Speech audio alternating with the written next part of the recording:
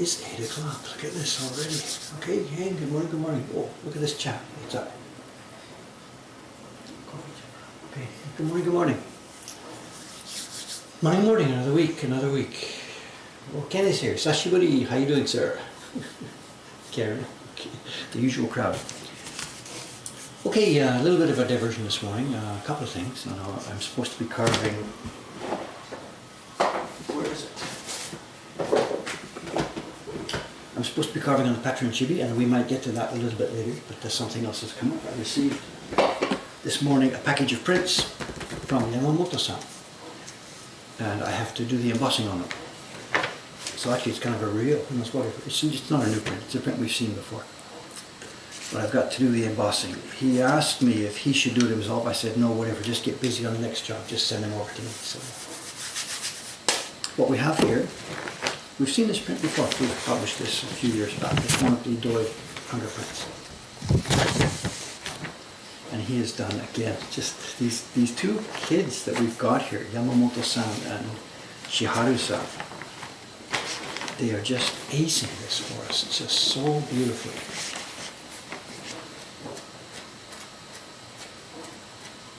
One after the other, exactly the same, exactly the same. Okay, my job this morning is to put the embossing out in the margin here, so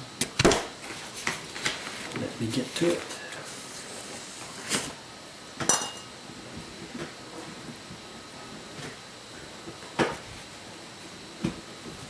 I've got the usual polymer plate.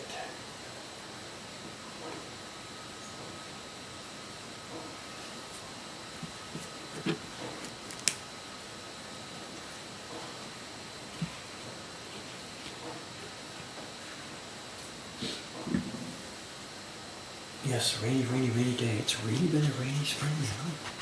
Maybe it is every year, but I can't remember. I don't know.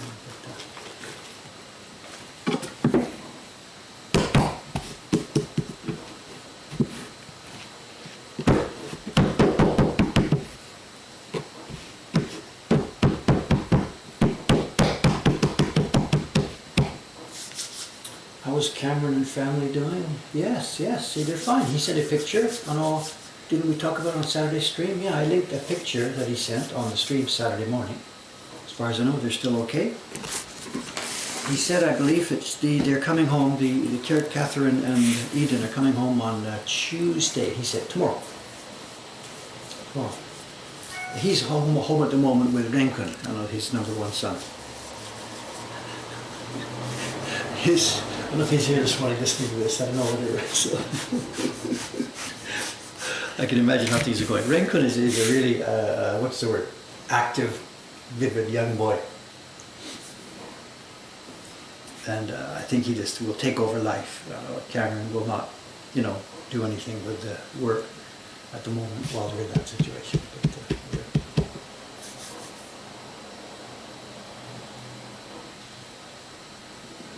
But, okay, let's get to this. It's the standard get-up here. It just should be run with this. One thing about this polymer plate, different from some of the ones we do. The ones you see me normally do have just two names. It says Carver, Kawasaki, Printer, Chiharu, or something like that. This is different. The plate we have here is much more detailed. It's kind of upside down, backwards. It's got two parts. A part at the top and backwards here. It mentions the blocks. It's Doi Hanga, the owner of the blocks. And then beside that is Asakusa Moko Hankan. The idea being that this is a collaboration publication. We don't own these blocks. These are left over from the Doi Hanga Company. So we've put the embossing on Doi Hanga Company and then the Moko Hankan, Asakusa Moko Hankan. Might have to change that next time we do this. So we'll just say Moko Hankan without the Asakusa. We'll talk about that later. And then below that there's the carver and the printer. And the carver is Harada-san, with whose desk I'm working right now. And the printer for this one is young Yamamoto-kun, Yamamoto-shun. He's the one who does our Great Waves, and he's been doing the printing for the Miyako Dori Company. Those new publications by Shimochi-san. Okay, let's try this and see what it looks like.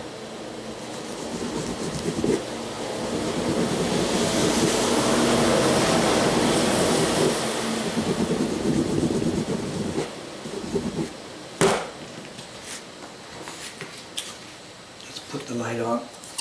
and get a zoom in to see what she looks like.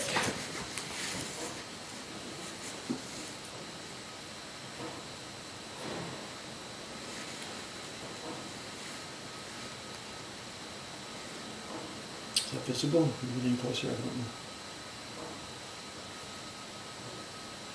I think it's about max, so it's not going to be readable to you. Anyway, they are there. It's on the left-hand side here. It is Doi Hanga 10, the Doi Hanga company. On the right, it's Asakusa Hanga. And here it's Hori Carving Harada and Suri Printing Yamamoto, our Yamamoto printer. And they are beautiful, beautiful, beautiful prints. So this is my job for the next 20-25 minutes here. I should mention something else too, what's going to happen today. I have a show and tell. This morning I was thinking out there, recently I've been a little bit frustrated with the show and tells, because in the collection room upstairs, most of the prints we have up there, they're too large. They're folios, albums, larger prints and things like that. And they don't really go well down here on my desk, so I've been trying to pick up smaller things that I can show on the desk here. So this morning I was standing there, what should I do? And I've been actually doing quite a lot of cleaning up there.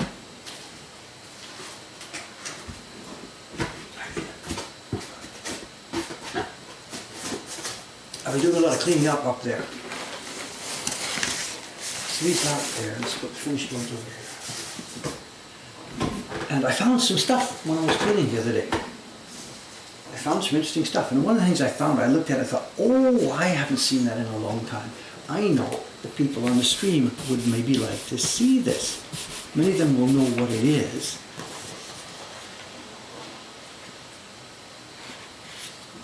So we've got something today, it's a little bit too big. It's going to go on the desk here, it's a little bit too big. But when you see it, old viewers of the stream, it's going to knock your socks off. It's going to blow your socks off to show it to them. When I found it, I sat there looking at it for half an hour or so. I studied it way more carefully than I'd studied it before when I first got it. Yeah, very nice, very nice. Okay, let's go.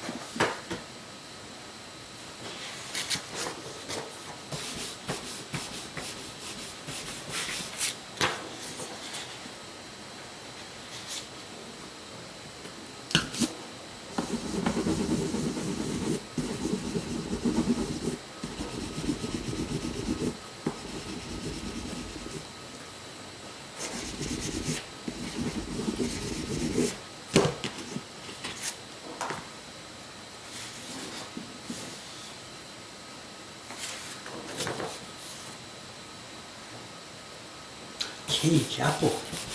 Cake. Picture didn't happen. Show me some pictures.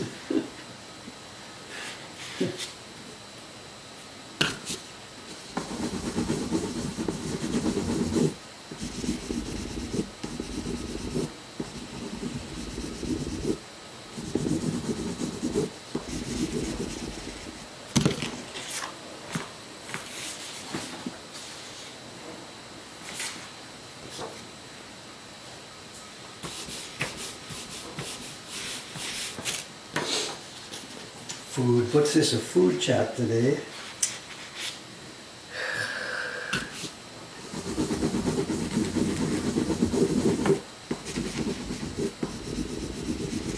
The food here is okay. I got some stuff in, I ordered in food, but the Amazon situation here is, what's the word to use? There's an Amazon Fresh here, and they are now down. I tried to put an order in, not last night, 2 nights ago.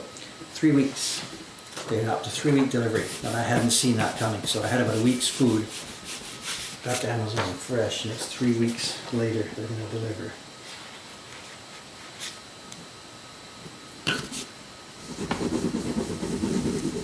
Things are changing. changing very quickly in that situation, of course. There hasn't been much online food shopping here in Japan at all, but now all of a sudden, of course, it's taking off. So what I've been doing, because there's no way to get food delivered every day now like that, so I set my alarm a couple of nights ago for 2 o'clock in the morning. 2 o'clock the alarm goes off. What's this for? I'm like, oh yeah. So stagger out of bed, get some clothes on, and head down to the local convenience store. The 7-Elevens here, they run 24 hours. And at 2 o'clock in the morning, there is nobody out there. Nobody in the streets, nobody in the shop, nobody nothing. Just a tired clerk behind his screen. We've got plastic screens now for all the clerks in the shops. So I gather some food, enough for a few days. Stagger home, put it in the fridge, get back to bed. So that's going to be my go-to plan here. Online deliveries where I can get them and where they run out. Head for the shop at 2 o'clock in the morning. Luckily, being downtown here, that's possible. If I were out in Ome, not a chance.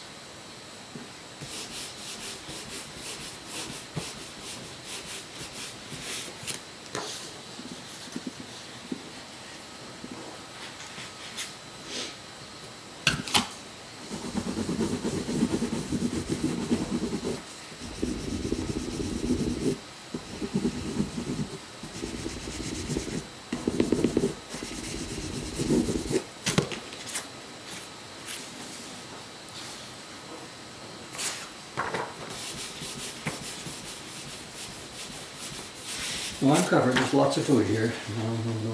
No emergencies necessary. I'm covered.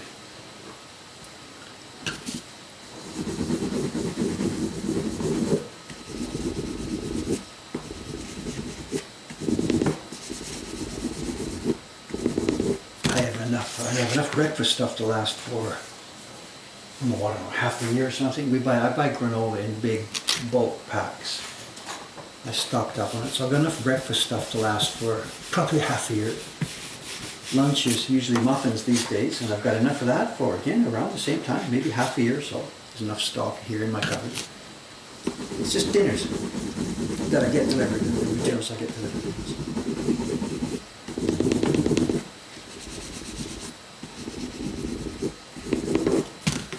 So there's no panic here at all.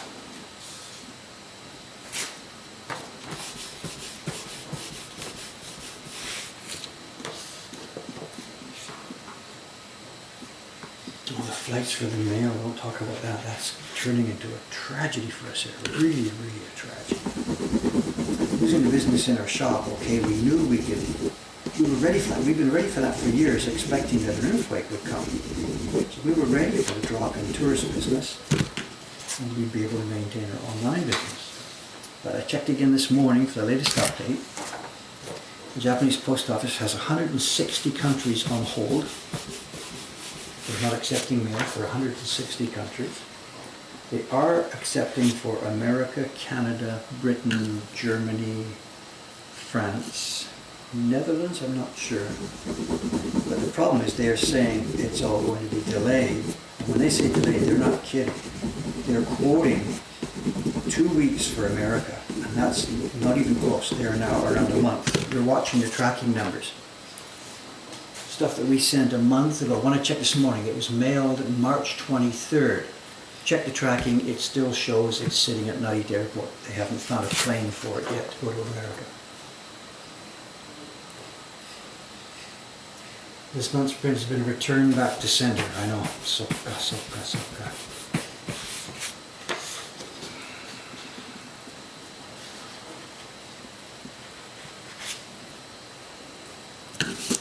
So we are now, well, we're not in trouble yet, but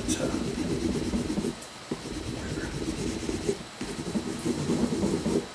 So far this end, we're sort of pretending nothing has happened and we're still making prints.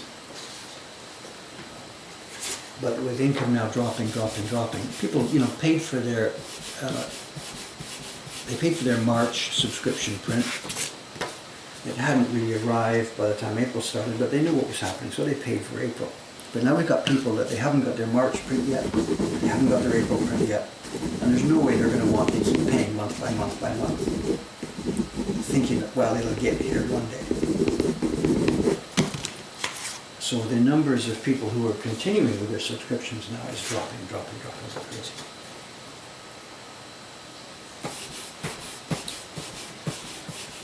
So it's the 20th now. We've got 10 or 11 days before the next subscription billing.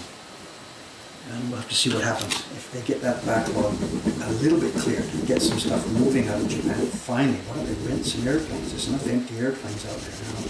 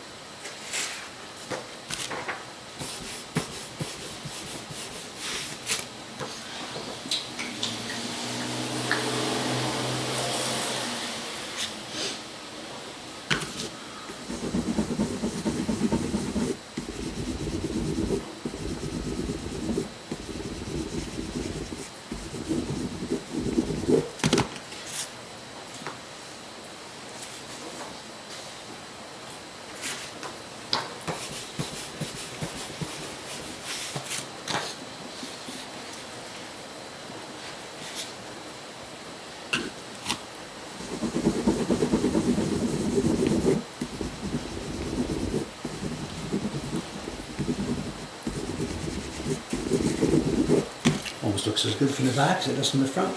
If we said that was a woodblock print, you'd believe it.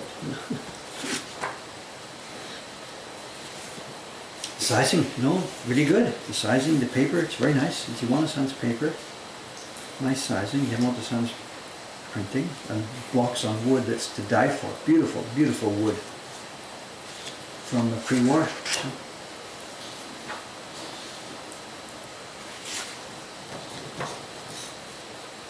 No, it hasn't rained on the weekend at all. It rained like crazy down yesterday morning. It was monsoon type rain yesterday morning. And then by noon it was blue skies. And 1 million people came out to walk in the parks and stuff.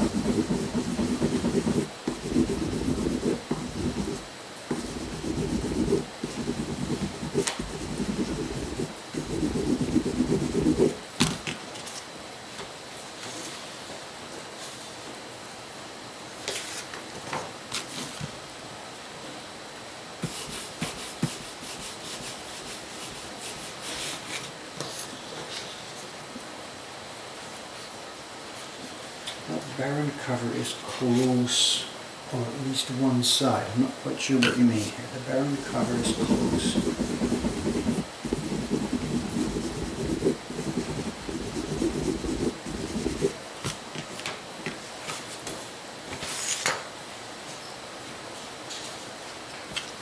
The barren cover is close on at least one side, he says.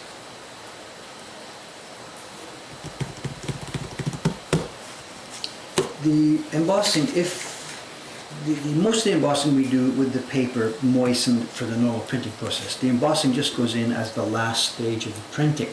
You know, sometimes even there's a karazuri, an embossing in the print as part of the design. So normally we would do this with the paper dampened, with the paper moistened. Some of the printers, Yamamoto, he thinks this is mendokusai, troublesome. He says, I don't need my name, it's whatever. So he doesn't do it. So I have to do it myself. But there's no way I'm going to re-moisten the whole sheet of paper just to do this. But if I did it on dry paper, it doesn't quite take with a really nice bite. So what I'm doing is I put some water. Oh, it doesn't show.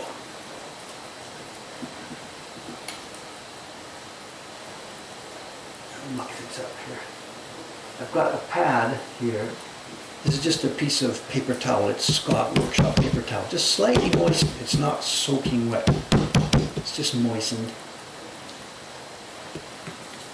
And I'm just dabbing for a little sec. The paper, the part of the paper where the embossing is going to go, I just lightly touch it onto the damp cloth. And quickly, before it dries out, get the embossing.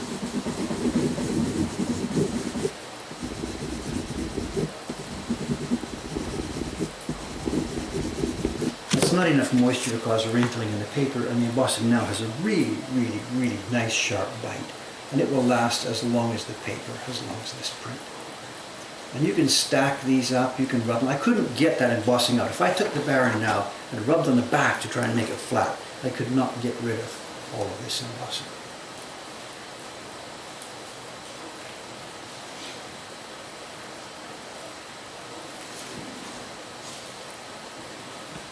Moved everything around, I'm not sure.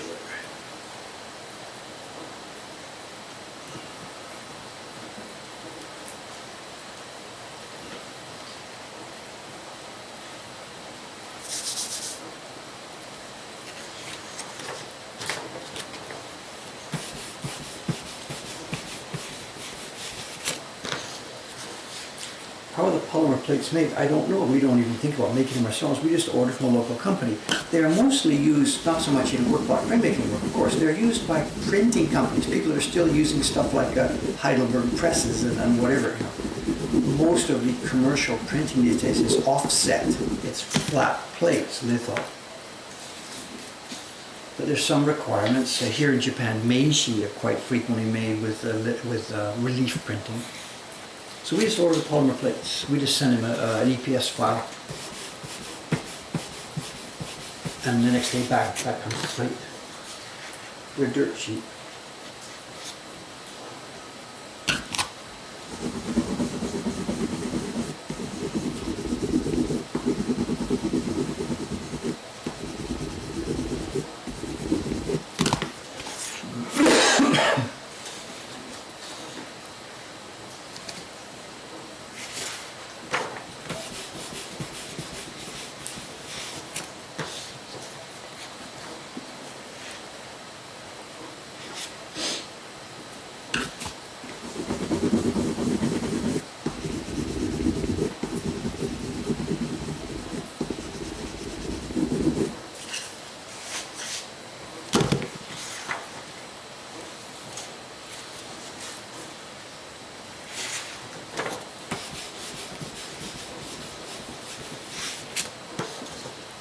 People leaving. Okay.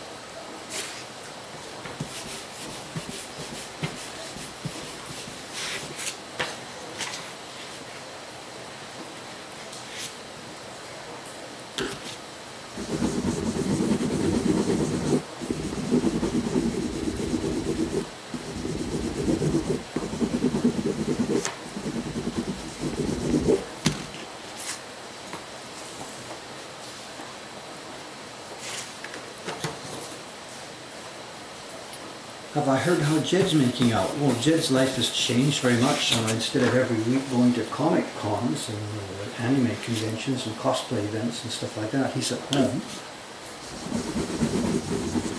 4 kids there, which is a bit of a distraction for his work. He's still working with us doing subscriptions. He's got his online shop, which I guess is how the bulk of he makes his money these days. I don't know. Most of his customers are probably in the US. And I believe domestic US shipping is hanging on. I don't know.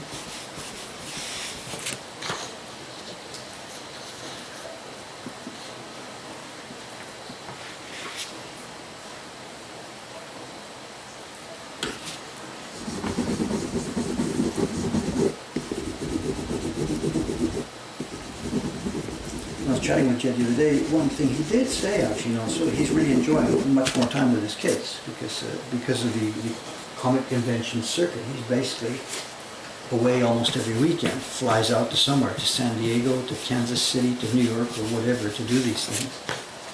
That's all in abeyance now. So he's at home. So he's got lots more family time.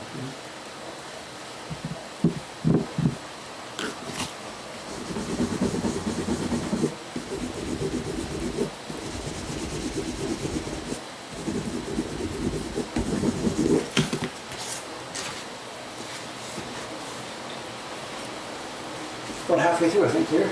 Yep.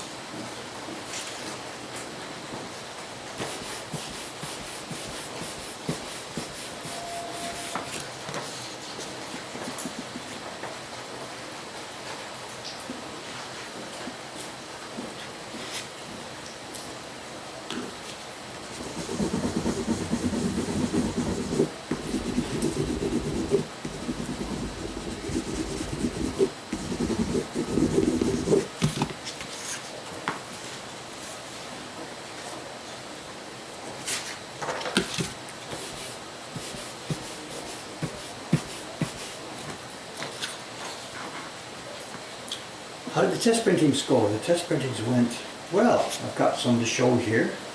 Within, I can show parts of the print here. After this is finished, we'll get to that. We'll talk about it. The test print went well enough that we have now, we're ready to go. I have paper moistened. I did the sizing on the paper for the first batch of octopus prints. We'll talk about it once I get finished this. We'll show some stuff. And we're up and running. And if Cameron does manage to shake off his little rug rat and get back to his computer sometime today, if that happens, we will be opening the website for the octopus print later this afternoon.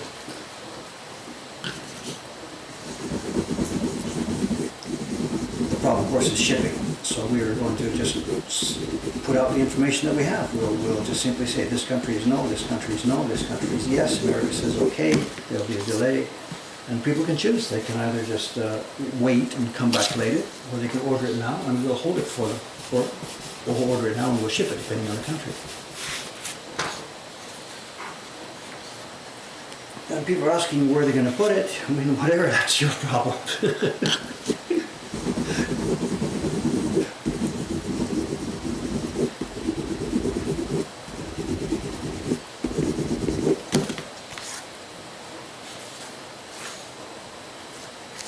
The other thing too that's unusual about this octopus print is that because, you know, our printers are all busy at the moment. Yamamoto-kun, he's making some more great waves. Chiharu-san is doing subscription prints. There's none of the printers available to do this. So the first 100 or so, I don't know how many there. I'll probably do 2 batches depending on the orders. The first 100 or so, I'm going to do myself. Like it's already started. Like I said, I did the sizing yesterday. This morning I will be toning the paper. We'll be talking about it in a few minutes after I finish this job. I'll be toning the paper this morning, hanging it to dry. So tomorrow morning I'll make the paper wet. And the first batch of 100 are going to be made by day shift.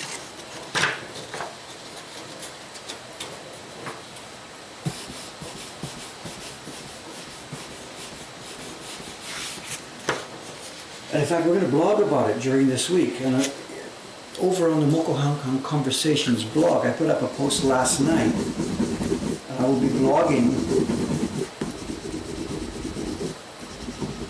the production of this thing. And I have a real problem with video on this. You know, we would love to do a YouTube video series like I did for the Great Wave, but I can't do that. It's a print that a lot of people do not like. It's porn from lots of people's point of view. And I do not want to lose our YouTube algorithm. I don't want YouTube to start, you know, avoiding my channel. So we will not be making a video about the printing of this thing. This is just not possible. But I'm going to blog about it, and as I mentioned on that first blog post, it's going to be an SFW series of blog posts. The blog posts will focus on the making and the doing and what's going on and explaining, but it won't show bang the image on any one of the blog posts. The image is out there for people who want to see it. But no link yet? Moko Hong Kong Conversations blog, the new post last night. And the price is going to be the same as the Great Wave. We've decided the price is the same as the Great Wave.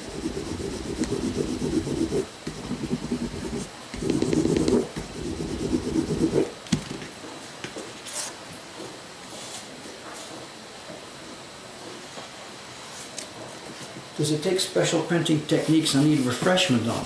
The octopus print is a pretty normal thing. It's not. The original was just a couple of book pages. It was bang, bang, bang, bang work. The reproduction we've made is larger than the original, and I've carved it more carefully and more finely and with more detail, meaning her hair at both ends. So the most critical and careful part about the printing of this thing is going to be the hairlines. Yeah, that's going to be touchy. There will be a number of copies rejected. Thank you, gang, for the link.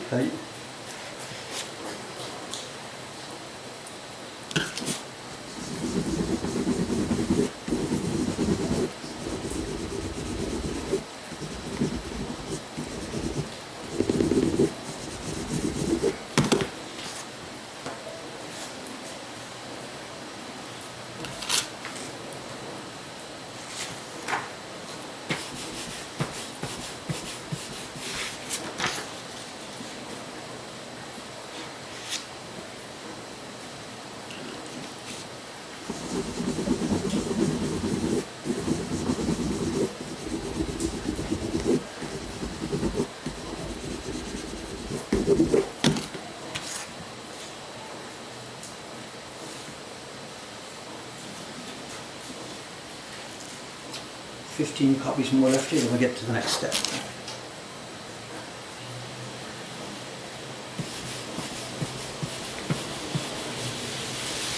Well, John's prints are getting some PR, aren't they?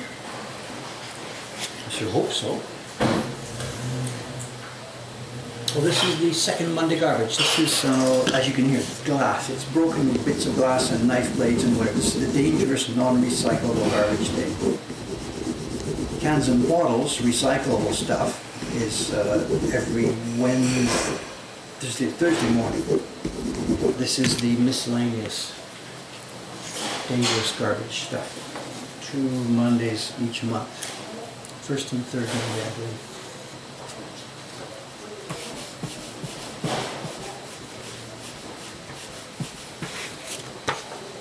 Someone's got a lot of it there. What's that? 2 guys to pick that up. What's that? Hey.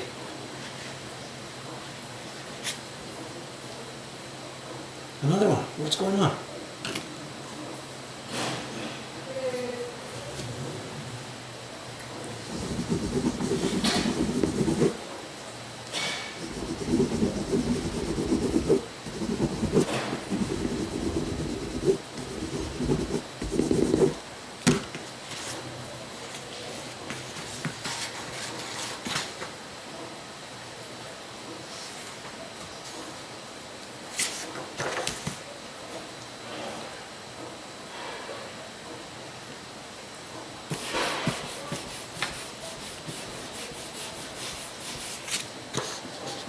Yeah, the lamppost is floating, but it's funny, it has a better view on a dry day, you know, so.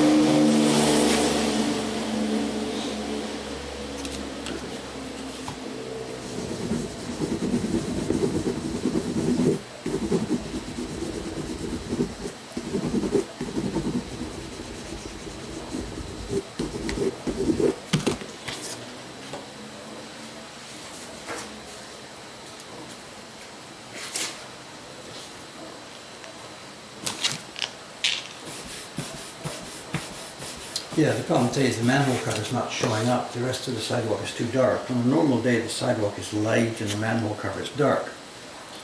But today, it's not like that. It can't be helped. Cones. Okay, so there's news on the cone front too, and I'm not quite sure what to do about it. Those of you who were here a few days ago, you noticed we had the camera facing the other way. And they were taking down the scaffolding. They've been repainting and refurbishing the roof of the building next door. And they had some light scaffolding on it. And you saw the other day when they rolled up a truck and some blue buckets and took everything down. They put up their own cones to block people from walking and stuff like that. When they cleaned up and left, they got confused about the cones and they left my 2 cones alone, as they should have done. My 2 cones have my name on it, Mobile Hong Kong. But they got confused and they left one of theirs. So we now have, it seems, 3 cones. I've waited a few days. I will wait a few days more, and then if nothing else happens, I will get my pen out and I will write Pocahontas on the 3rd cone. What can you do?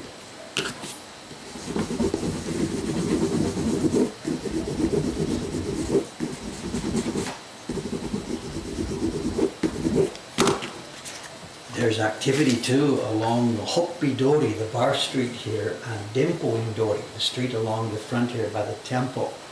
Those of you who know this district, you know that our street here about 10 or 12 years ago was refurbished. It used to be just a wide street with no sidewalks. It was cars with no sidewalks. There are lots of streets like that in Tokyo. Then because of the mix of people and cars, the tenants, not the tenants, the businesses on this street got a plan together, and they built a sort of a semi-sidewalk thing with wide sidewalks. You can see it's a sidewalk in a row. It turns out that it doesn't make much difference. People walk everywhere. They walk on the sidewalk and in the road. There's very light traffic. It's kind of a pedestrian paradise kind of an area. And it's worked really quite well. But the two neighboring streets, the Hokpi Dori, the bar street, and Dimpoing Dori, the street that approaches us coming up from the temple, they have not done this kind of a conversion yet. They're still just a wide building to building open space for cars and pedestrians mixed together. And the city for a long time has wanted to change this. They've wanted to shut it off like we do with ours. And now there are people out there, city office guys and construction company guys, they are measuring and chalk marking and doing their thing. It seems that what's going to happen now is Dimpoing Dori, the bar street, is on the cusp now. It's going to be changed from a wide open free-for-all into an actual street for cars and sidewalks for people.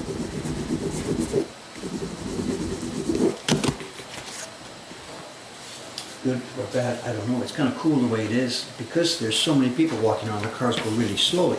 Once you separate them into street plus sidewalks, the cars are going to zip along much quicker. I'm not sure that's such a good idea for a street full of drunks.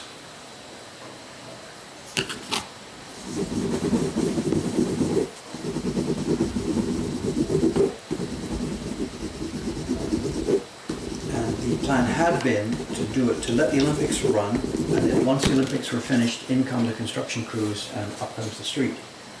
But now that the Olympics has been postponed, it seems like what they've decided to do is to do this now. There's, like I said, the place was crawling yesterday. Well, not yesterday, Sunday, but late last week, Thursday, Friday, and then on Saturday. It was crawling with guys with tapes and measurements and those machines, you know, the survey machines, you look in and so it looks like any day now the diggers are going to come in. And that'll be the end of what we're doing, I think.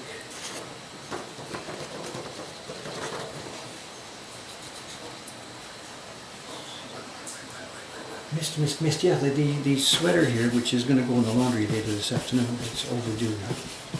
It's a gift from Jed. Jed gave it to me.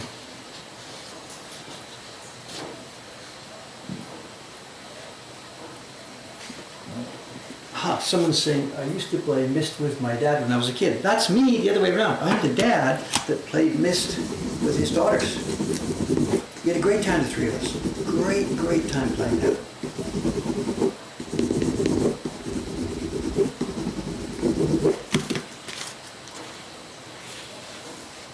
We got through 3 of them. The basic Mist game itself first on a CD-ROM, and then we bought Riven and Exile. We did those 3.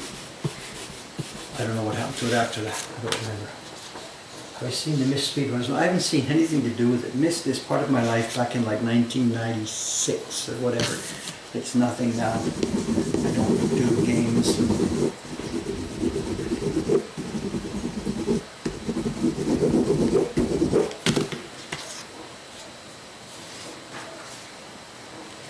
Almost nothing. What do we got? Another 9 or 10 copies left.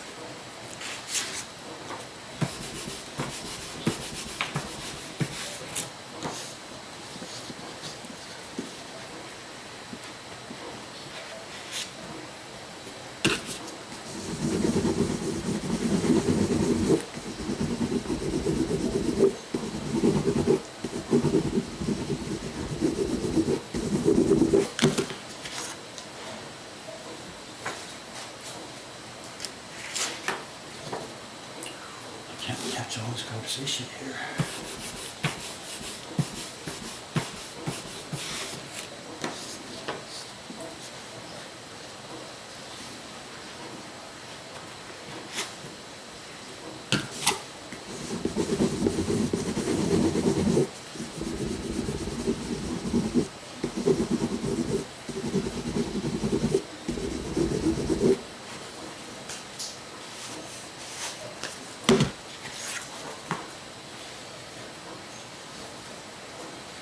Some of these copies aren't going to make it through. There are some now with small defects. Maybe he's got more in this last batch at the bottom here.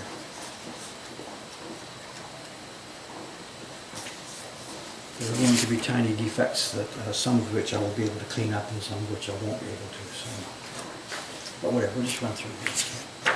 Sort them out later.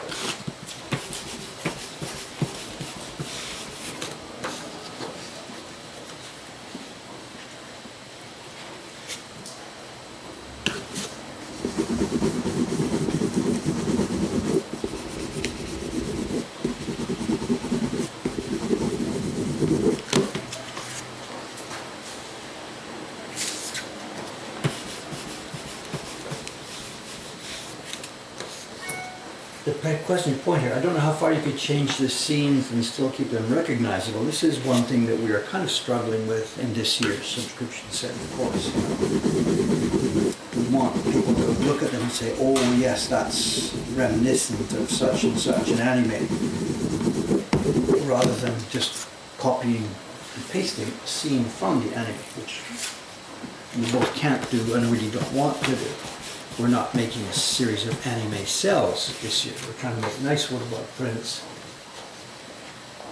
that make people feel good about an anime or something that they've seen and enjoyed and they know. But some of them are struggling a little bit to balance how much to make them recognizable and how much is just to generate beautiful scene. The one for June, the test proofing is done. Lei-chan showed me test proofing in February. It's a beautiful, beautiful, beautiful print. But nobody is going to recognize what anime it comes from. We've got a real, I don't think it's a problem. It's a problem only in the short term. People are going to open it and say, hey, I thought these were supposed to be Ghibli movies. What's this one? And sort of, I don't really care about that part of it. It's a beautiful, beautiful, beautiful woodblock print. And 5 years, 10 years, 100 years from now, nobody will care that it was supposed to be derivative of a movie, of an anime. What about the third print in this series? Again, well, this is a good example. It's not exactly a scene from one of those animes. It's supposed to be a scene that will make you think, oh yeah, that looks like, or that's the world that was depicted in that sense. Number 3, of course, this is the forest-type shrine that we saw in My Neighbor Totoro. But does that scene appear as we see it there in Totoro? No, not at all.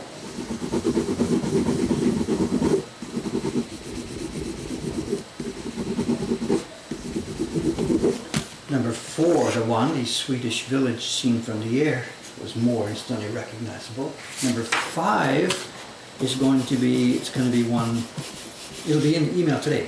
When we do the MailChimp promotion later on this afternoon, if Cameron does come back to his computer today, we're going to show the 5th print in there. And I think most people will get it if you've seen the video, if you've seen the animes. If you haven't seen the animes, it means nothing to you. But number 6, nobody it's going to be just like, what were you thinking? And all I can say is, we were thinking about making a beautiful print, that's all. So.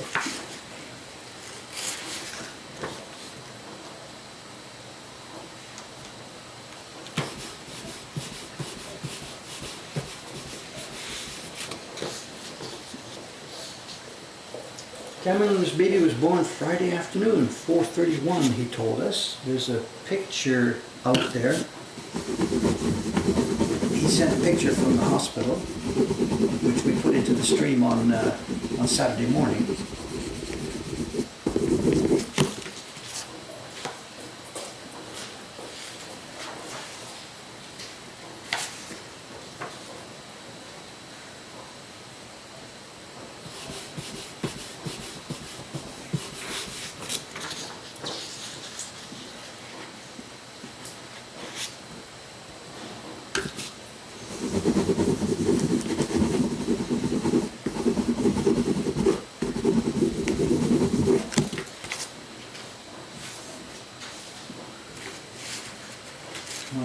3 sheets.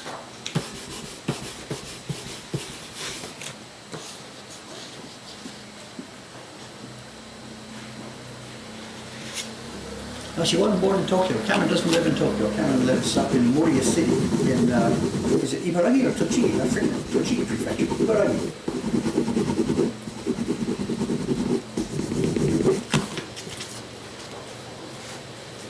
Ibaraki, I can't remember which is which.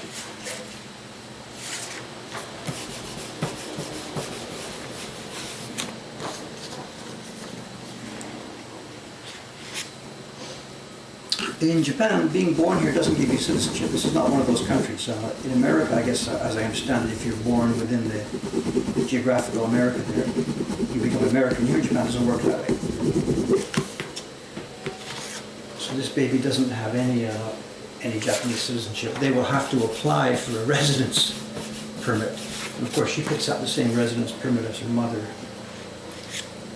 Cameron has a working visa, and his dependents get that. But there's no citizenship.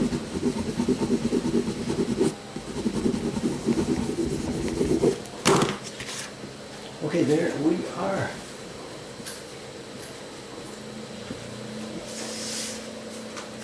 Now I have another much more careful pass later on to go with these prints. I've got to go through each one, checking for chiri, checking for dots to see what's up on the sky, stuff like that. But there's no point in sitting here doing that now. I'll just straight. So for now, these go to sleep.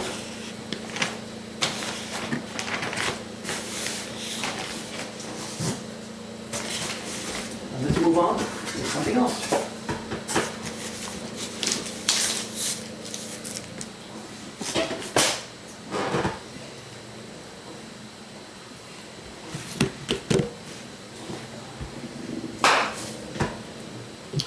Okay, we're at 8:48, one half. We're half the way through here. Okay, there is carving work to be done today, but before we get to the carving,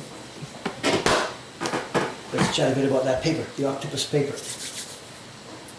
Even though the baby's mother is a Japanese citizen, the baby's not. No, the baby's mother is not Japanese. Cameron and his wife are Americans.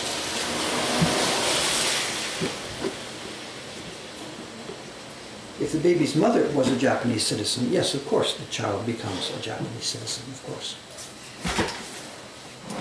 Well, actually, that's the new routine. That changed in 1980, what was it, 1983 or something? They had a lot of, in the post-war, there was things like American GIs who were making babies with Japanese women and stuff, so it wasn't so easy for the kids actually to become Japanese. But just at the time when my first daughter was born, 1983, I think is the time the law changed, when all you needed was one parent to be Japanese for the kid to become Japanese, even though the father was a foreigner. Wait, what am I doing here? Okay, paper. Okay, first up. This is completely safe work, 3 blank sheets of paper. Now, I don't know how much of this is going to show, or whatever. Let's just try and show what's going on here, but I don't know how much is actually going to show. This is Iwano-san's Hosho paper, and when I was doing my testing last week, I had done some testing on the octopus, a year ago, before the calligraphy was carved. I did some rough testing on normal Hosho paper. And I had done it with normal white paper, and it worked, but it just didn't.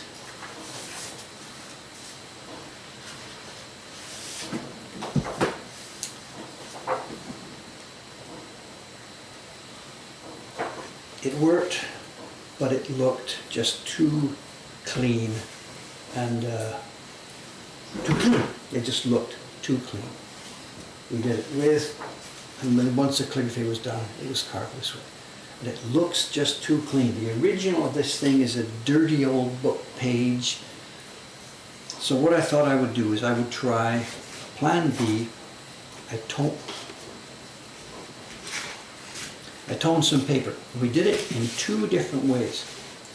One, I toned some paper, there was my finger, by mixing some pigment into a batch of the sizing. I kept it pretty light to start with, and it worked okay, but not okay. Because when you do sizing, you have to take your brush and go bang, soup, bang. you can't go back and touch up and touch up and touch up because the glue gets to be different thicknesses. And no matter how carefully I did it, you can see, because there's pigment in there, you can now see little variations and variant stripes here and there. I don't know if it's going to show. Yeah, you can see some. See this? This is with pigment mixed into the sizing. And if I want to be, I can blame my tools. The brush is not careful and soft enough, or I can blame the craftsman. The craftsman just isn't careful sizing craftsman to be able to get it completely smooth. So mixing the pigment in with the sizing has this problem that it's extremely difficult to get smooth tone. So test B then, I took some normal sized paper, which we're good at, and then I took another brush and I brushed pigment over it. And because this is not glue, you can go back over, back over, back over. And in that blog post I just showed a few minutes ago, or somebody linked for me, I've got some very light tinted pigment, and then zoom, zoom, zoom, zoom, zoom, zoom, zoom, zoom. You can go over and over and over. And this way it comes up both sides, front and back, with a nice tone to it, and there's no brush strokes. There's no brush strokes. So this is what we are doing for the batch of prints for this first run. The sizing was yesterday. This morning I will now take the paper down from the sizing and I will get my tinting brush out and I will tint the whole batch of 60 sheets. The blog post there, you see me tinting some. That was last week's test, this sheet that I'm holding right here. Again, we can show just a corner of the print. I can't, you know, Twitch has asked me not to put this print on the screen. I can show a corner of it, I think. Again, I don't know how much shows. This is now tinted paper, and it really, really has a much nicer tone and texture to it, seen here in real life. But again, at the back of that camera, I don't know what's showing. There's the untinted paper. There you can see it. There's the untinted paper, and here is the tinted paper. Now, in the old days, when they were doing this, they used persimmon juice for this. There's a little bit of documentation left over. Kakishibu, persimmon juice. But when you look at that from a chemical point of view, what's inside it, it's a fruit juice, and it is full. The pH is just off the charts. It's extremely acidic. And the last thing I want to do is take this beautiful paper that's going to last for 200 years and cover it with acid. Other streamers put sticky notes over the NSFW. That would not be a bad idea, you know. In fact, should I maybe, do I have such a thing? Okay, that's a good idea. Let me do that. Hang on one sec while I go get a package of sticky notes.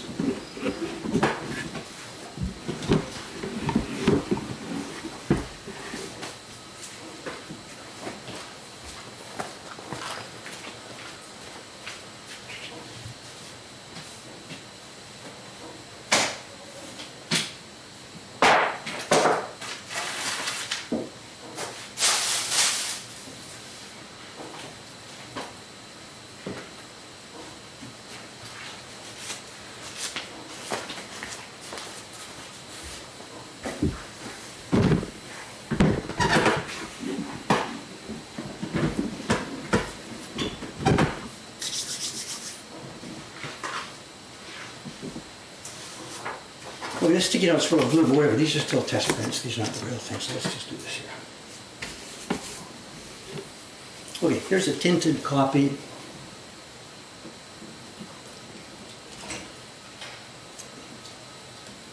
And where's the one with the white paper here?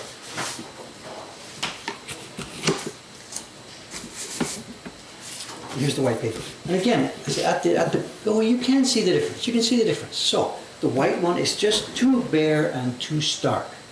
The other one, done with this background, is just much nicer, more pleasant feeling. And in real life, really, it's much more attractive.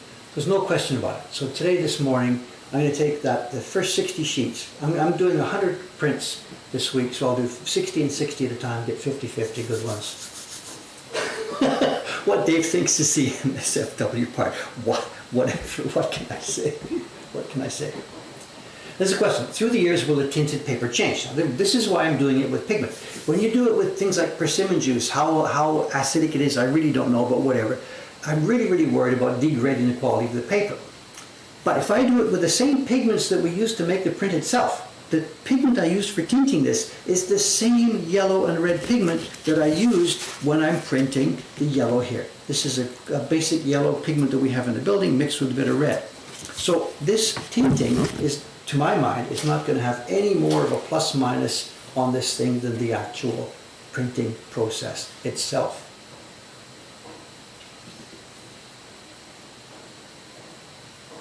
There's no question about it. This is just too stark and too white. Then the other question about this is with or without calligraphy.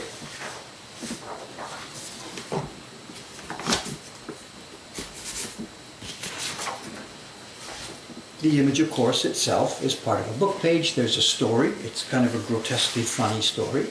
That's, to most of us who can't read it, it's kind of an intrusion. So the idea is that we would, let's get rid of this for a minute here. The idea is that we will publish this thing in 2 versions with the calligraphy. And of course, it's easy for me just to leave the calligraphy block off when I get to the last end of the process. So here we are. We're going to also publish a version with no calligraphy. It'll go in the catalog and it'll be open tonight. If as I said, if Cameron gets back to his computer sometime today, the online web shop will have these prints open tonight. And we're going to do it. Version A and version B. Yeah, there's people that won't like this. It just looks too empty what's going on. It's a bit too stark. Whereas when you have the story, even though the story you can't read it, it fills out the thing and makes it look more like a, yeah, and it's of course more authentic. So I'm not going to, we've done it, we've carved it, but the option will be there with or without. Then embossing.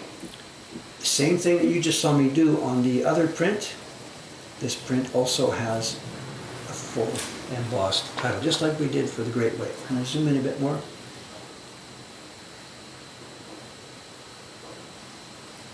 And here we are. It's a picture, Katsushika Hokusai, and then in this case, the carving and printing are mixed together.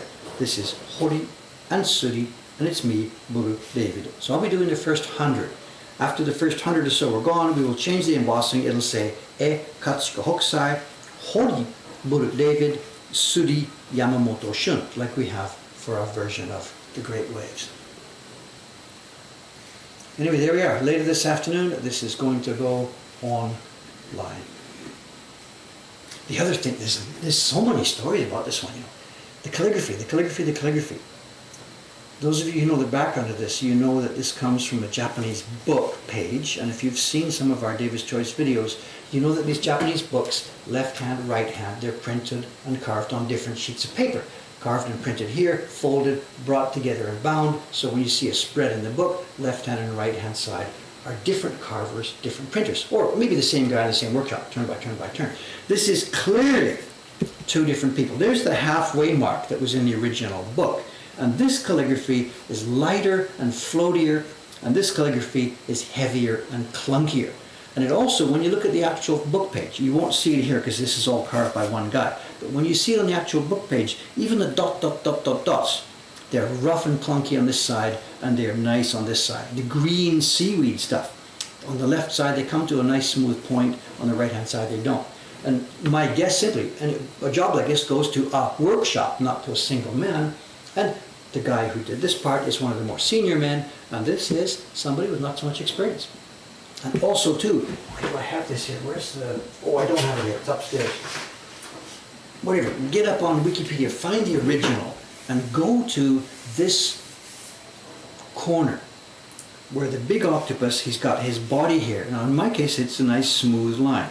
There's some calligraphy here that comes close. And in the original, the guy must have carved the octopus first, then he started carving calligraphy, and his knife slipped. He's coming down here for one of these calligraphy strokes, and his knife slipped and boom, hit the octopus, and there's a chunk missing on this. And they didn't bother fixing it because who cares? It was just a rough book. And most of these happen on the right-hand side of this print. There's any number of places where the calligraphy bangs into each other and the guy has just simply overstepped himself. It might be something like this. You're carving this one and your knife slips and goes bang, and there's a little tiny notch over in this one here. And all those notches are right where you can see where the knife has come from another character. Now, of course, I didn't carve the mistakes. This is probably my own mistakes are in here, of course, but I didn't carve the mistakes. I fixed the broken lines.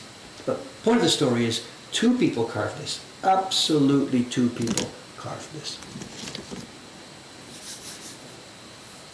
What's the waiting list length? Do you know? I don't know. There are hundreds and hundreds and hundreds of names on the waiting list. When we open the thing today, what we're going to do, I think, is rather than go down the waiting list, we're just going to simply send it to everybody.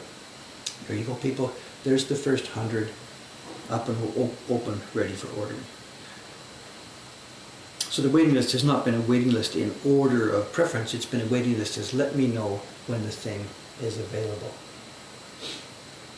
So some of the originals, if you look when you look on the net, on the left-hand side here, I've got one image in my collection here.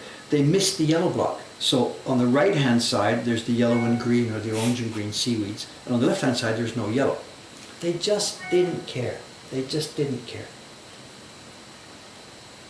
2 artists. There's not 2 artists working on the block. It's a factory. Different people in the factory carving this, carving this. There's one designer here, Hokusai, and then probably a separate guy for the calligraphy to put the story in on the master copy. And then after that, it just goes into the workshop. And if here, you do this, you do this, you do this, you do this. All the prints run in this way. All the prints run in this way.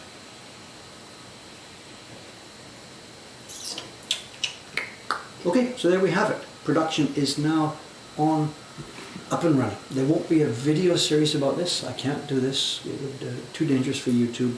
There will be a series of blog posts happening today, going on through this week, showing the actual production process for people who are interested in seeing how we're actually doing this. The hair, it turned out, this is still a proof. I would like to see if I can print it with a bit more delicacy on the dark hair and a bit more darkness in the dark hair. When I did this proof the other day, it was 1 color, 2 colors, 3 colors, 4 colors, and the underlying hair was still wet when I printed the black, so the black didn't go in where the water is. But when I do the real printing next week, of course, we will get the moisture level. Be careful. How many years did it take? It started in the summer of 2016. Let me talk about that. It's embarrassing. It sounds like I'm that slow. I'm not. If there had been nothing else going on, this would have been a couple of weeks' work. That's all. It would have been a couple of weeks' work. Zoom in on the hair. Shall we zoom in on the hair?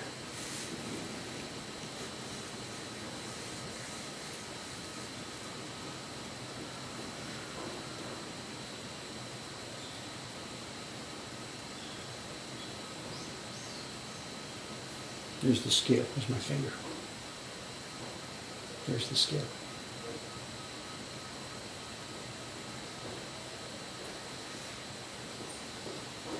There's a little touch of something above the right eye.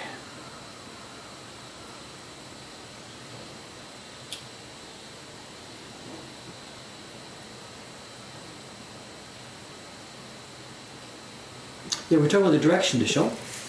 Here's curving, oops.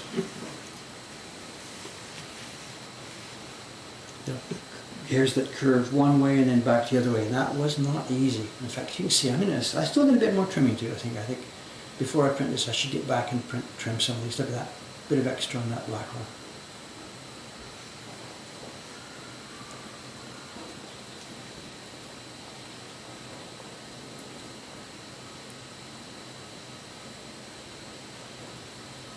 Eyelash, what are you talking about? Here somewhere? Is that something here? Picky. What have we got here? A bit of paper there, I think.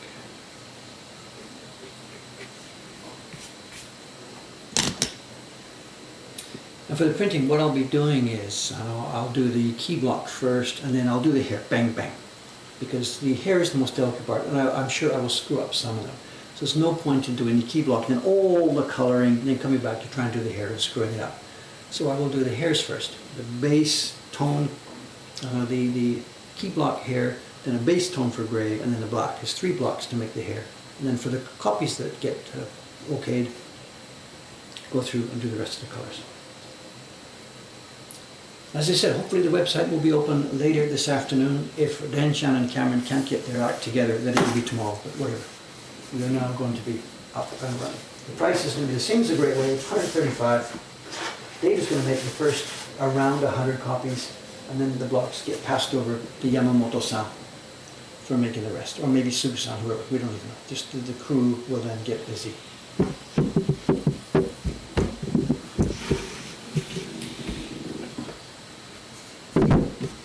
Okay, 9:07, we have a show and tell, but it's too good too early. I can't spend 20 minutes talking about the show and tell. Printing the hair in delicate doesn't matter the wetness of paper. The paper was too wet at that time. I had printed, there's 3 blocks. There's the key block, which is very light and delicate. Then there's a hair mass block, just to solidify the hair underneath. And I had printed that quite wet. And then right away, because I had to get downstairs for dinner, I printed the hair on top of that. And because there was too much actual moisture in the wood, the black didn't go inside. So too dry, no good. Too wet, no good. What was this show and tell? Should I carve? I can't sit here and carve now. Jeez. How should we do this? Tell you what, let's do the show and tell. But before we do that, I've got to go and fetch one of the prints from the shop. Give me 1 minute to try and find the print I have to look for. Hang on 1 second. This is going to blow everybody's socks off. If I had to go just wait this.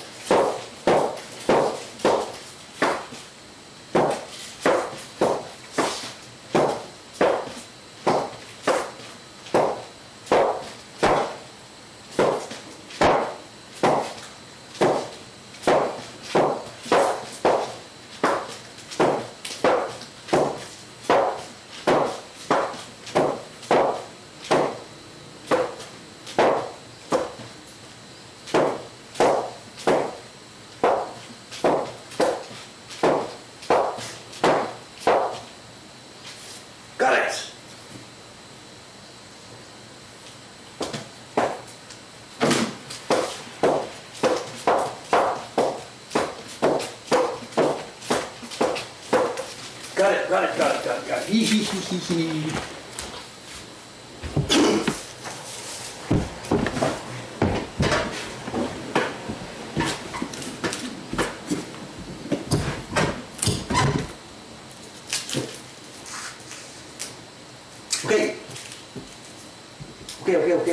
Okay.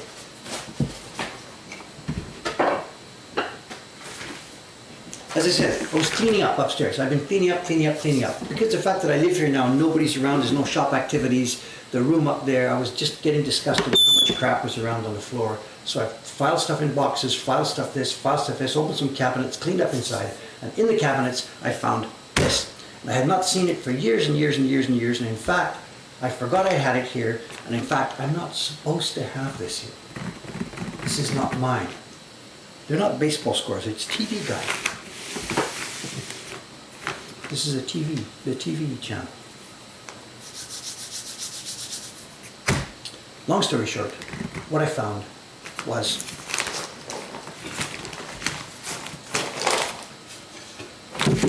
Ito-san's TV block. I'm not supposed to have this. I borrowed it for a while, and I was supposed to give it back to his daughter. And I just kind of, whatever, didn't think about it. Up things went, and she has never come back and asked me about this. I looked at it last night, after I found this last night, I looked at it again, and holy crap. Still, there's lots of stuff I can learn from this, Lots of stuff I can learn from this. Some of it actually, I gotta be careful what I say, because it's a demonstration block. We have our own demonstration blocks here. And the work, the level of fineness, the level of work you do on the demonstration blocks is actually terrible. People are looking at you, they're saying pause, they're doing this, please put it at a different angle. You just can't concentrate, you can't do what's going on. And the work is really not high level work. And when I look at this now, I can see, if I zoom in under the scope, Ito-san, forgive me, we understand what this is, it's a TV block. When we zoom in under the scope, the carving is actually, kind of not all that great. And all the hairs, one by one, they have taste, which is what his hairs have that mine don't have so much. They have taste, they're smooth and they have taste. But there's short ones, long ones, fat ones, thick ones. It's really not fair to look on this as the guy's best work. In fact, perhaps even you can see where you are right now. Look at this. There's a chunk, there's one missing there. So it's really not fair to look at the guy and say, hey, is this the best you can do? This is a freaking TV block. And you should see mine. It's an absolute mess. An absolute mess.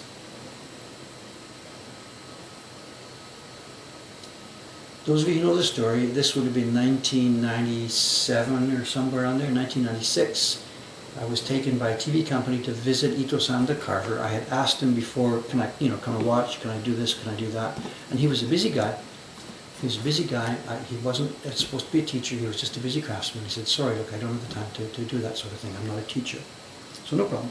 But one day, with the cooperation of a TV company, we did get a chance to go and see him. I watched him carve a little bit of this very same piece of wood, and I learned quite a few things about it. Then later again, at the end of my main poet series, this would have been in 1998, or maybe 1999, the same TV company took me back there again for a more extended chat with him, and at that time we saw this work going on. And in that TV program, he was carving this calligraphy. So these very strokes that we see here, he was carving this. And what we hadn't known when we did that filming was that a few weeks later, he would have passed away. So this was one of the things in his workroom that was the last work that he did. Anyway, the story's been told. It's in our video, the Remembering the Carver video. And I had, at the time, I had borrowed the block from his daughter to make that video. She had not known there was a video involved. She just said, look, here it is. And I said, look, can I keep this for a while to have a look at this and study this? Looks like a delivery. どうもありがとうございます。サイン書ですか？ない？別にやってみましょうか。いいですか？どこまで近い？はい。申し訳ないです。はい。はい。でどうもありがとうございます。そうかも。海外からですね。ありがとうございました。はい。ありがとうございます。出てきます。How much time do we have? Is something else to open up? Whatever. One thing at a time. One thing at a time. One thing at a time.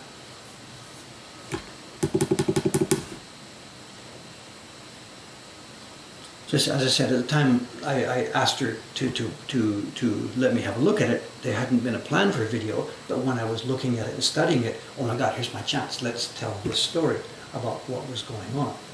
No, it's not cheese. It's better than cheese. And it's still here. I guess, whatever, I can't say I had forgotten. She knows it's here, whatever, it's no big deal. She trusts me to take care of it. There's no better place on this planet for this thing to be. It is taken very, very well care of here. So it's okay. If she calls me up and asks for it back, of course, she will get it back. And no problem at all. But my God, it's not just the hair stuff. People always get sidetracked by the hair. Look at the hair, look at the hair, look at the hair. It's just the general day-to-day way this thing works. The way that the knife moves in and around the curves. I really can't sit here verbalizing this to you, but what are the key points? All the curves are done in a single motion, and the knife never goes too deeply into the wood. I'm always I'm driving my knife too deeply down into the wood. And part of it is because I'm a hacker here, but part of it too is because the materials are so different. The wood we have now has no guts and no body to it. The knife just falls into it. This piece of wood, can you hear it? It's a soundboard. It's a beautiful, dense, find the spot here. It's a beautiful, dense, vivid chunk of cherry, the likes of which we just cannot get anymore. And all you need to do is scratch carefully with your knife, and that's all. You've got a good, smooth, beautiful line.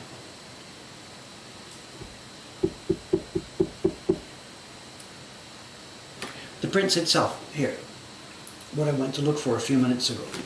The first block that I saw him working on, this is a very famous image. I've got, the same thing was published many, many, many times by many different people. I have another one here. This is the same print. This is published by Takamizawa. Ito-san did not carve this one, but every carver in the field in those years, the 1950s, 60s, 70s, 80s, everybody carved this because it was an extremely popular print. And you can see what happens here. We zoom in here. This is the same thing as the print you've just seen me working on, the octopus print. The hair is done with 2 blocks. There's a delicate gray undercarving, and on top of that is another block for the black hair. And the delicate undercarving should be the same block as the nose and the outside of the eyes. And on this block, this is what we've got on the same spot. So this is the block for the key. There will be no jet black here. This will be a soft gray. This is the under hair and the middle of the eyes and the underneath of the hair. And later on top of it, there will be another block to print the blackness of the hair. And this is Takamizawa. They've done a nice job on this, There was a lot of turkey printing going on in those years, but this one is nice. I don't know who carved it. They didn't put the craftsmen's names on. Takamizawa didn't do that. Some of the companies do. Takamizawa never did.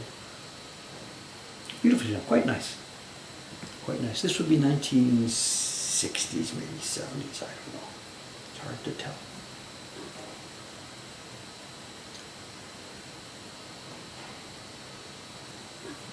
And then the other one, his later block, the one that he never finished, this is, it says here, Eisen, picture by Eisen.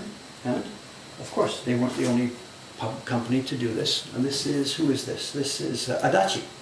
This is an Adachi version. This is as far as I can get from the 1970s, maybe 80s. And this is the same print here. And the hair. The delicate hair. Now on this block, he hasn't got to that part yet. The hair is not carved yet. He's done a little bit of tiny hair carving here under the fingers. So this little bit right here coming out from under the fingers. Should we zoom in? Try and find it.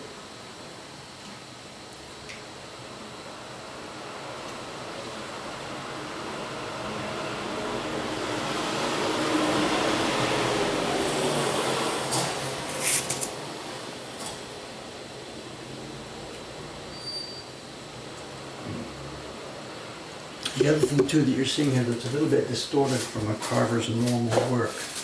Normally there's no way you would see a block in this kind of condition where some of it has not been touched at all and some of it is completely finished.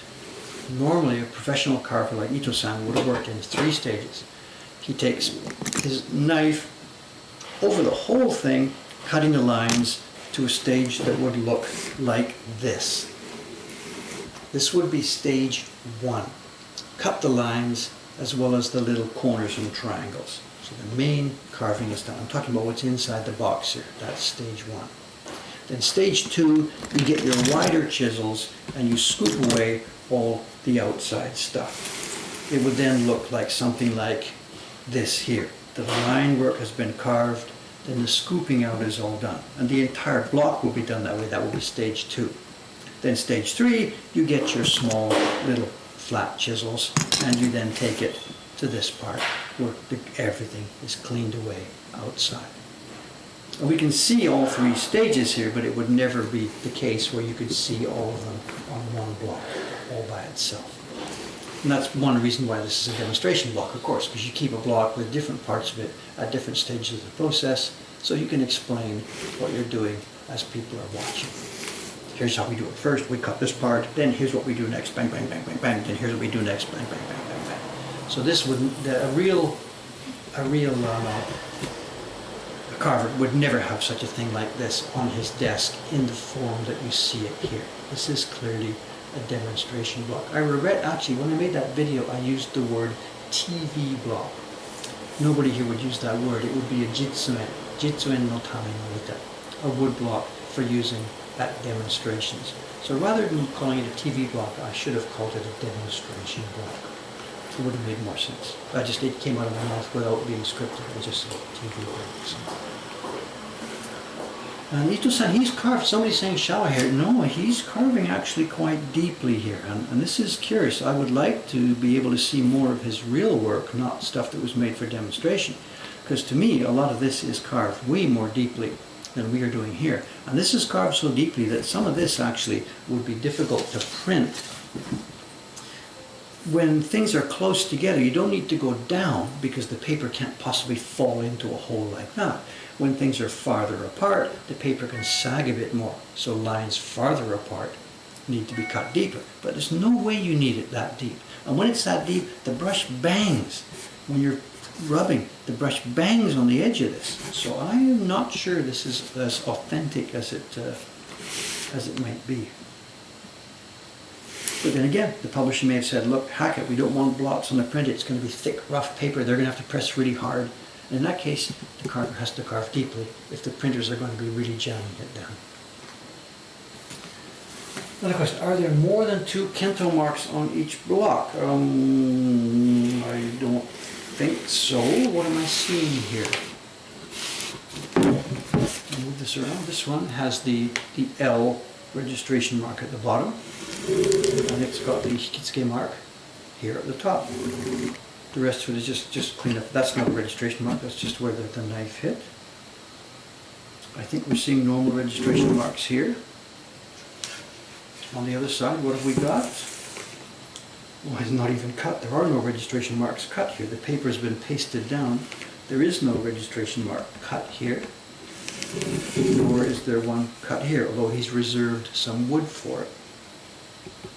So this must have just been a tracing that was pasted down openly in the middle of the wood. It's also got what we call hashibame.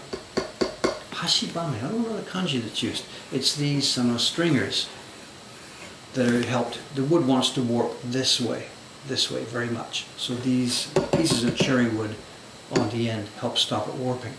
And that changed very much during the years when I first came to Japan. When I first came here, you would order your wood, it had these, and they weren't nailed on. There was a groove cut out with a chisel or a router, and this board would be made with a tongue that slid inside that groove. Now, nobody's doing this now, but then in the 1980s or 90s, they got even cheaper, they just nailed it. And this is no good.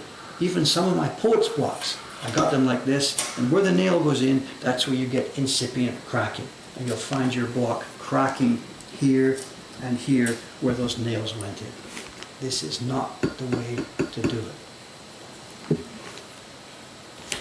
Always the grain direction runs in the long way. Absolutely. This is a vertical image, so the grain runs up the image, and when the person is printing it, the block is placed on the side like this, and you rub along the grain, and the grain of the paper matches the grain of the block. We would never carve a wood block with grain running in the short direction. Never, as in capital N-E-V-E-R. Never. They don't expand this way, they do expand this way.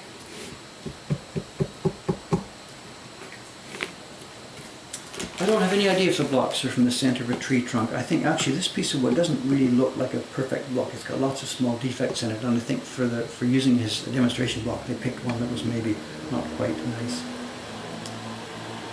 It's not from the center of a tree.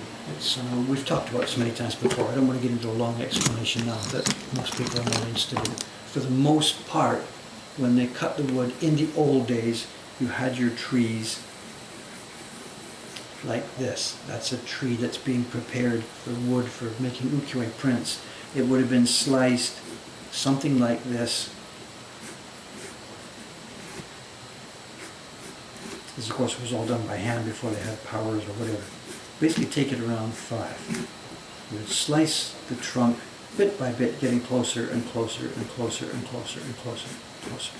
And what that means is, when you've sliced it this way, almost every one of your boards, if you think about the grain pattern, has a grain pattern like this. And that's what we want to see. We want to see flat, smooth grain. What we do not want, absolutely we do not want, is grain on the wood like this. And these days, when they cut the wood, they take the tree and they slice it like this first, about 10 centimeter pieces. And then they slice it more like this. And that means that almost every piece of wood you get has straight grain on it. This is not what we want to do. Wood that's cut for furniture people, they're doing what's called quarter sawing. They cut the tree like this. They cut it this way, this way, this way, this way, this way, this way, this way. Because those planks don't warp so much. But again, every plank you get has straight grain.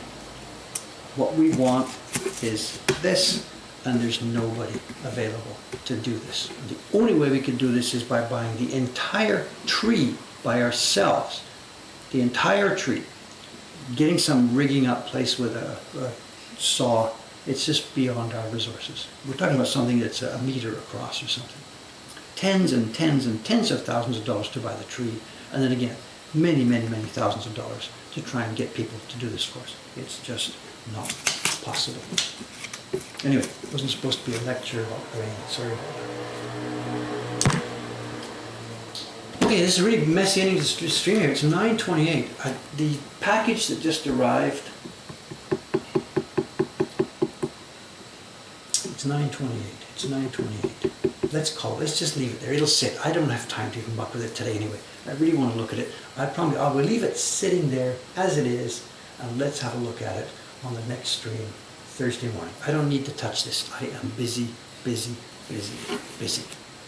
Here we go. Okay, as I said, depending on what Cameron's plan is today, if he comes alive and comes back to his computer, we will have the web page for the octopus and diver print open for ordering this afternoon.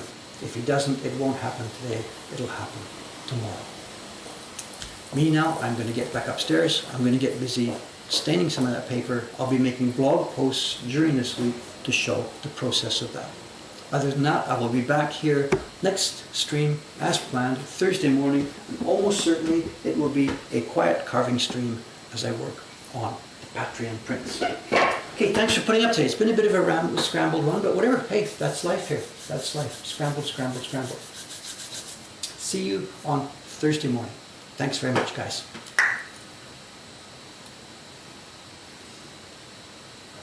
And nobody complained about any dropped frames or anything today. Who knows? Bye-bye.